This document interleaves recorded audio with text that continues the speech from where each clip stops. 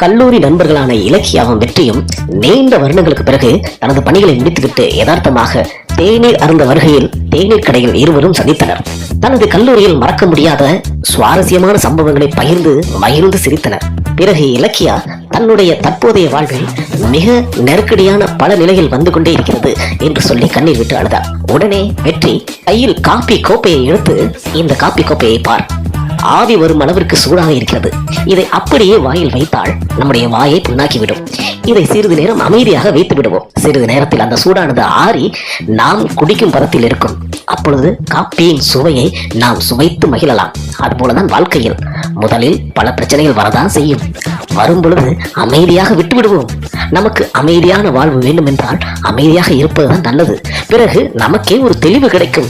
எல்லா பிரச்சனைக்கும் தீர்வு இருக்கிறது என்று கூறினான் வெற்றி. இந்த செய்தியை கேட்டதும் இலக்கியாவிற்கு தன்னுடைய வாழ்க்கை தத்துவம் புரிந்தது. இருவரும் மகிழ்ந்து கை கொடுத்து கொண்டு விடை பெற்றனர். என்ன மக்களே, உங்களுக்கும் அமைதியான வாழ்வு வேணுமா? அப்ப கொஞ்சம் அமைதியா இருங்க. பிடிச்சிருந்தா ஒரு லைக் போடுங்க.